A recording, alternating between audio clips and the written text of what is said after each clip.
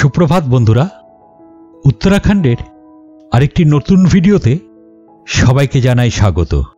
আজ আমরা যোশীমঠ থেকে চলে যাব উত্তরাখণ্ডের একটি খুব অফবিট জায়গা নীতি ভ্যালি, যাকে উত্তরাখণ্ডের লাদাখও বলা হয়।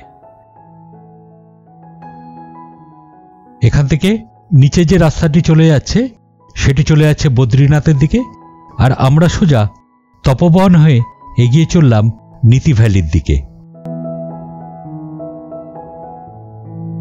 উত্তরাখণ্ড হল পৌরাণিক কাহিনী এবং হিমালয়ের মহিমান্বিত সৌন্দর্যের ভূমি, যাকে দেবভূমিও বলা হয়। ভারতের এই রাজ্যটি সারা বছর ধরে পর্যটকদের আকর্ষণ করে এমন কিছু সাংস্কৃতিক ও ধর্মীয় স্থানে এটি পরিপূর্ণ।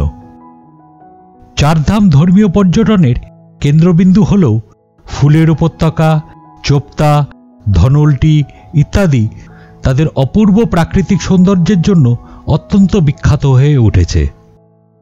এই জনপ্রিয় স্থানগুলির বাইরে নীতি ভ্যালি একটি অদ্ভুত গ্রাম, যা পাহাড়ে প্রশান্তি খুঁজছেন এমন ভ্রমণকারীদের জন্য একটি অতুলনীয় অভিজ্ঞতা প্রদানের প্রতিশ্রুতি দেয়।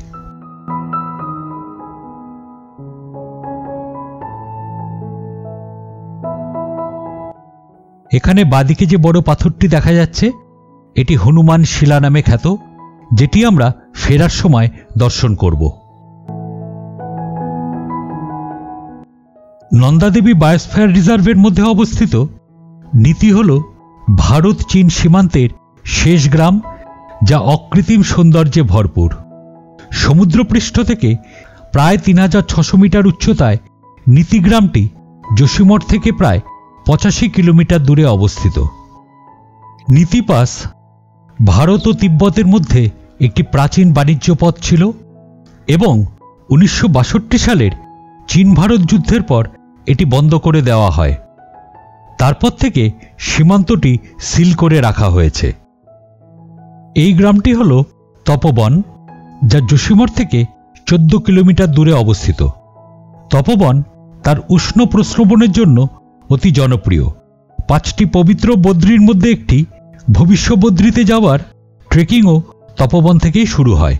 আপনারা এখান থেকে ট্রেক করেও ভবিষ্য বদ্রী ঘুরে নিতে পারেন। নীতি উপত্যকার গ্রামগুলির মধ্যে রয়েছে লতা, কাগা, দ্রোণাগিরি, গরপক, মালারি, বাম্পা, ঘামসালি আর নীতি। এদের এখানকার বেশিরভাগই উত্তরাখণ্ডের চামোলি জেলার ভটিয়ারা, যারা মঙ্গলয়েড বংশভূত, মার্চা সম্প্রদায় এবং টোলচা উভয়ই রংপা নামে পরিচিত। মার্চাসদের ভাষা তিব্বতী এবং গাড়োয়ালি মিশ্রিত। অন্যদিকে টোলচারা গাড়োয়ালি রংপো ভাষায় কথা বলে। শীতকালে প্রতিকূল আবহাওয়ার কারণে উপত্যকার গ্রামগুলি কেবল 6 থেকে 8 মাস অতিথিপরায়ণ থাকে। শীতকালে গ্রামবাসীরা নিম্ন অঞ্চলে চলে যায়।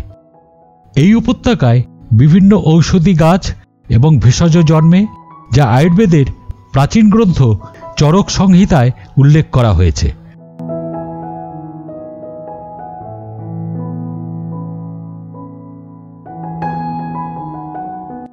যোশীমঠ থেকে প্রায় 25 কিলোমিটার দূরে এবার আমরা এসে দাঁড়ালাম রেইনিতে। নিচ দিয়ে 82 কিলোমিটার দীর্ঘ ধৌলিগঙ্গা, যা হল গঙ্গা নদীর 6টি উৎস স্রোতের মধ্যে একটি। এখানে সেটি ঋষিগঙ্গা নদীর সাথে মিলিত হয়েছে। এই রেইনিতে 1973 সালে চিপকো আন্দোলনের সূচনা হয়েছিল বলে মনে করা হয়।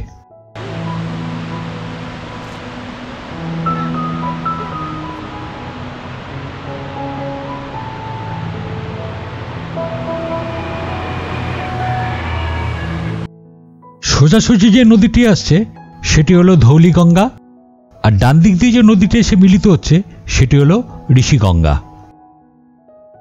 আর আমাদের এই যাওয়ার রাস্তাতে আমরা ধৌলিগঙ্গা নদীকে পাশে রেখে সামনের দিকে এগিয়ে যেতে থাকব।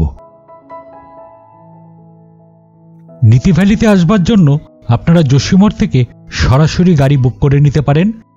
গাড়ি ভাড়া পড়তে পারে প্রায় 2,500 থেকে 3,000 টাকা। আর এই রাস্তাতে কোনো রকম শেয়ার গাড়ি পাওয়া যায় না, তাই জন্য গাড়ি বুক করে আসাটাই বেটার। কারণ এখনো পর্যন্ত আমরা যে অবধি এসছি সে অবধি অন্য কোনো ট্যুরিস্ট গাড়ি আমাদের চোখে পড়েনি। আমরা যেহেতু হরিদ্বার থেকে কয়েকদিনের জন্য গাড়ি ভাড়া নিয়েছিলাম, তাই জন্য আমাদের গাড়ি ভাড়া পড়েছে পার ডে 3,500 টাকা করে। আপনারা যদি এখান থেকে গাড়ি নিতে চান তাহলে এই ট্রাভেল এজেন্সির নাম্বার আমি ডেসক্রিপশন বক্সে দিয়ে দেবো, আপনারা সেখান থেকে যোগাযোগ করে নিতে পারেন। খুব কম পয়সাতে আপনারা গাড়ি ভাড়া পেয়ে যাবেন। আর এই রাস্তাতে কোনো রকম পারমিটের প্রয়োজন হয় না, তবে আসার সময় সঙ্গে অবশ্যই আধার কার্ড বা ভোটার কার্ড রেখে দেবেন, কারণ রাস্তার মাঝখানে হয়তোবা চেকিং হলেও হতে পারে।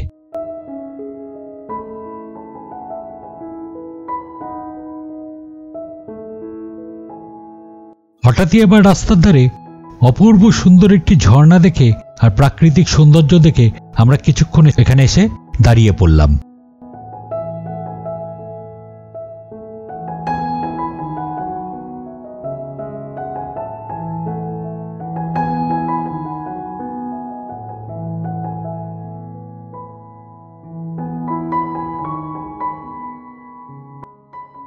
এই নীতি ভ্যালিতে প্রধান যে 3টি গ্রাম আছে, যেটি হলো বাম্পা, ঘামসালি এবং নীতি, সেখানে সেরকমভাবে থাকার কোনো সুবন্দোবস্ত নেই। খুব বেসিক ফেসিলিটি, 2 থেকে 4টি থাকার জায়গা আছে। তবে আমি রেকমেন্ড করব আপনারা যদি ফ্যামিলি নিয়ে আসেন তাহলে একদিনেই আপনারা যোশীমঠ থেকে এই পুরো নীতি ভ্যালিটি ঘুরে দেখে আবার যোশীমঠে ব্যাক করে চলে যেতে পারেন।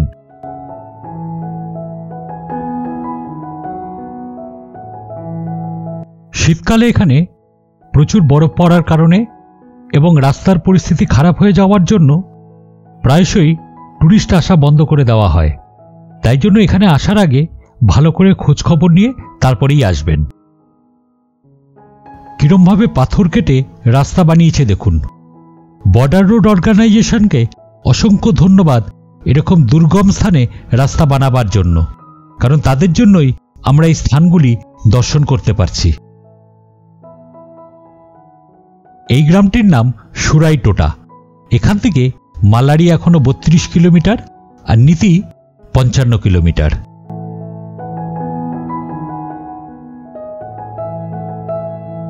এই সুরাইয়াটোটা থেকে প্রায় 17 কিলোমিটার দূরে দ্রোণাগিরি পর্বত ভিউ পয়েন্ট অবস্থিত, যেখান থেকে আপনারা দ্রোণাগিরি শৃঙ্গের মনোমুগ্ধকর দৃশ্য উপলব্ধি করতে পারবেন।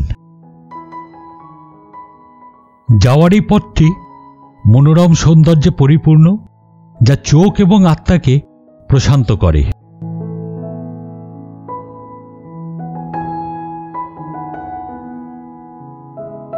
এবার আমাদের ডান দিক দিয়ে বয়ে চলেছে ধৌলিগঙ্গা নদী।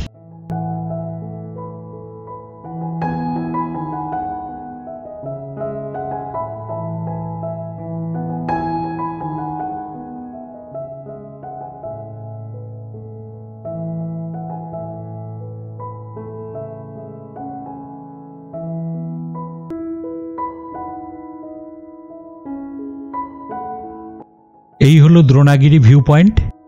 এখান থেকে 5 কিলোমিটারের মতন ট্রেক করে দ্রোণাগিরি গ্রামে পৌঁছে যাওয়া যায়।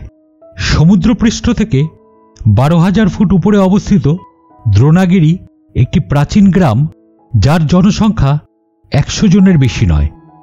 রামায়ণের যুদ্ধের পর ভগবান হনুমান লক্ষ্মণের জীবন পুনরুজ্জীবিত করার জন্য জীবন পুনরুত্থিত ঔষধি সঞ্জীবনী বুটির সন্ধানে লঙ্কা থেকে ভ্রমণ করেছিলেন। বিশ্বাস করা হয় যে এই স্থানটি সেই স্থান যেখানে হনুমান রহস্যময় ভেষজটি খুঁজে না পেয়ে পুরো পাহাড়টি তুলে নিয়েছিলেন।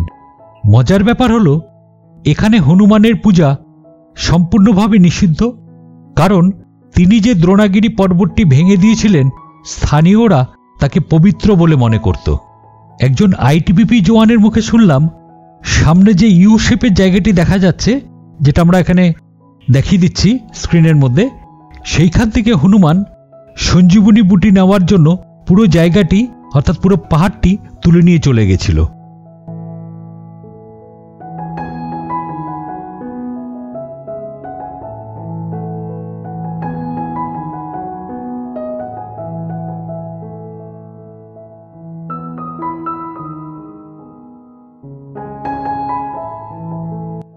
এই হলো মালারি গ্রাম।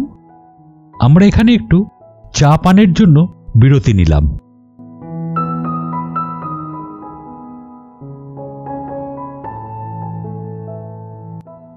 মালারি গ্রামের বাসিন্দারা মূলত ভুটিয়া উপজাতি, যারা তাদের জীবিকা নির্বাহের জন্য ভেড়া পালন, ডাল চাষ এবং আপেল চাষের উপর নির্ভরশীল।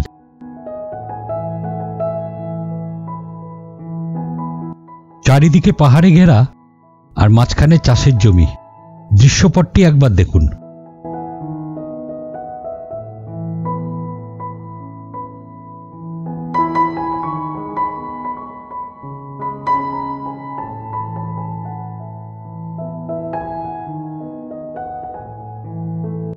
নীতি ভ্যালি ভ্রমণের আদর্শ সময় হল মে থেকে অক্টোবরের মাঝামাঝি। এই মাসগুলিতে আবহাওয়া তুলনামূলকভাবে মৃদু থাকে, যা ভ্রমণ এবং ট্রেকিংয়ের জন্য আরামদায়ক করে তোলে। নীতি উপত্যকাকে উত্তরাখণ্ডের লাদাখ বলা হয়, কারণ এর উচ্চতা, ঠান্ডা মরুভূমির মতন ভূখণ্ড এবং ভূদৃশ্য হিমালয়ের লাদাখ অঞ্চলের সাথে ঘনিষ্ঠভাবে সাদৃশ্যপূর্ণ। এই গ্রামটি হল বাম্পা। এখানেও একটি বা দুটি হোমস্টে আছে থাকবার জন্য, তবে খুবই বেসিক ফ্যাসিলিটি।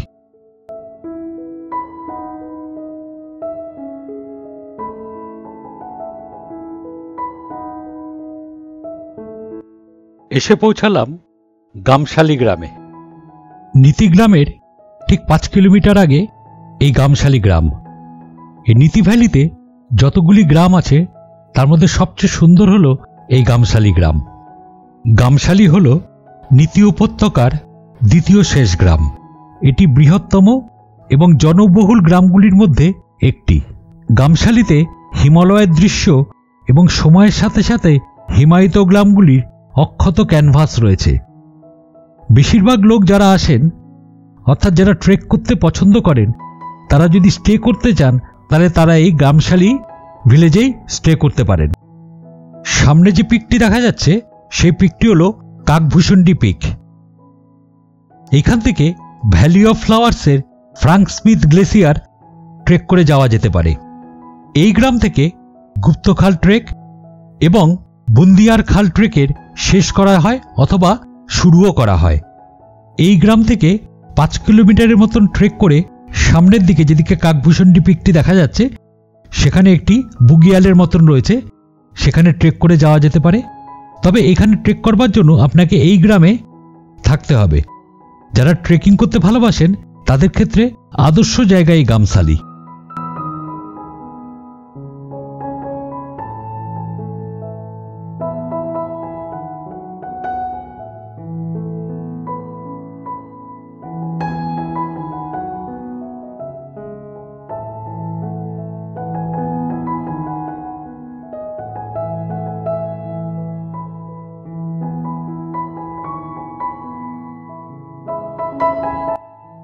সামনে ওপরের দিকে রাস্তাটি চলে যাচ্ছে ইন্দো তিব্বত সীমান্তের দিকে, তবে সেদিকে যাওয়া নিষিদ্ধ।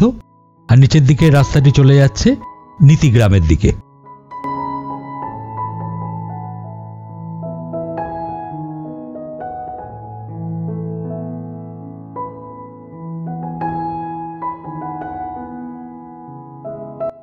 এই গ্রামটি নীতি উপত্যকার শেষ গ্রাম এবং ইন্দো তিব্বত সীমান্তে অবস্থিত।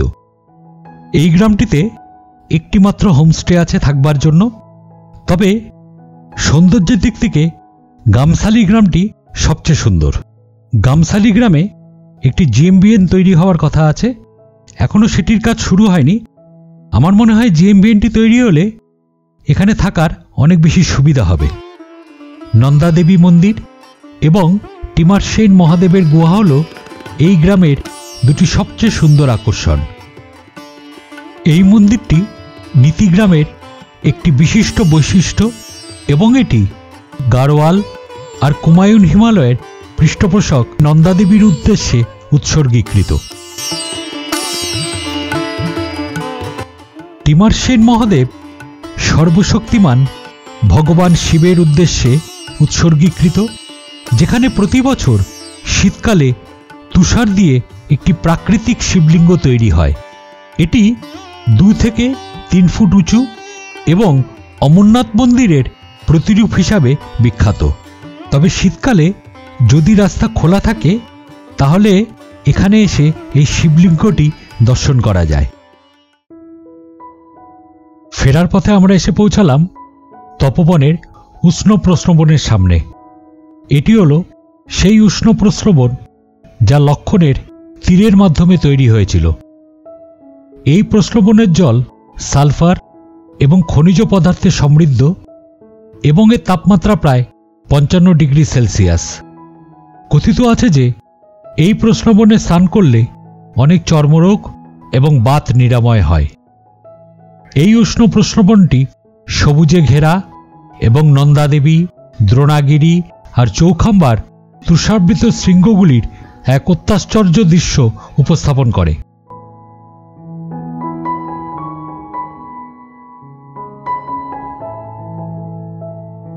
সামনে দেখা যাচ্ছে নন্দাদেবী পিকের মনোরম দৃশ্য।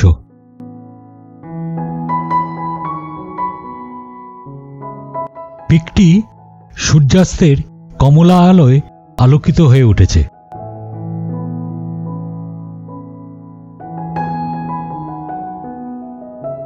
হনুমান শিলা একটি প্রাকৃতিক শিলাস্তম্ভ যা মহান ঋষি আদি শঙ্করাচার্য এই অঞ্চলে তার ভ্রমণের সময় পবিত্র করেছিলেন বলে বিশ্বাস করা হয়। কিংবদন্তি অনুসারে হিমালয় ভ্রমণের সময় ভগবান হনুমান এই পাথরে বিশ্রাম নিয়েছিলেন। পাথরের গঠনটি বসে থাকা হনুমানের মতো। এবার আমরা যোশীমঠের দিকে এগিয়ে চলতে লাগলাম। ভিডিওটি ভালো লেগে থাকলে অবশ্যই লাইক, শেয়ার এবং সাবস্ক্রাইব করবেন আর কমেন্ট করে অবশ্যই জানিয়ে দেবেন ভিডিওটি কেমন লাগলো। পরবর্তী ভিডিও খুব তাড়াতাড়ি নিয়ে আসছি। সকলে সুস্থ থাকবেন, ভালো থাকবেন। ধন্যবাদ।